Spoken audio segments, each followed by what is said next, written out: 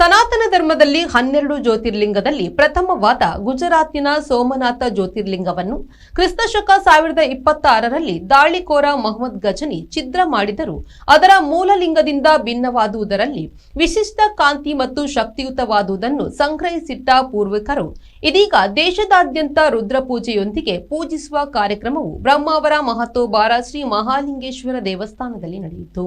1000 ವರ್ಷದಿಂದ ಗೌಪ್ಯವಾಗಿದ್ದ ಲಿಂಗರೂಪಿ ಶಿವಲಿಂಗವನ್ನು ಕಂಚಿ ಶಂಕರಾಚಾರ್ಯರ ಶಿಷ್ಯ Vijayendra ಸರಸ್ವತಿಯವರ ಮಾರ್ಗದರ್ಶನದಂತೆ art of ಲಿವಿಂಗ್ನ Ravishankar ಗುರೂಜಿಯವರ ಮೂಲಕ 2025ರಿಂದ ದೇಶದಾದ್ಯಂತ ನಾನಾ ಶ್ರದ್ಧಾ ಕೇಂದ್ರದಲ್ಲಿ ಭಕ್ತರಿಗೆ ಪೂಜಿಸುವ ಅವಕಾಶದಂತೆ ಬ್ರಹ್ಮಾವರದ ಜನತೆ ಕೂಡ ಪಡೆದರು. ರವಿಶಂಕರ ಗುರೂಜಿಯವರ ಶಿಷ್ಯ ಶರಣು ಸ್ವಾಮೀಜಿ ಅವರು ಭಕ್ತಿ ಶ್ರದ್ಧೆಯೊಂದಿಗೆ ತರಳಾದ ಲಿಂಗವನ್ನು ದೇವಸ್ಥಾನದ ವ್ಯವಸ್ಥಾಪನಾ ಸಮಿತಿಯವರು ಸಕಲ ಗೌರವದೊಂದಿಗೆ ಸ್ವಾಗತಿಸಿ ಬಳಿಕ ಸ್ವಾಮೀಜಿಯವರ ಉಪಸ್ಥಿತಿಯಲ್ಲಿ ರುದ್ರಪೂಜೆ ಭಜನೆ ನಡೆಯಿತು.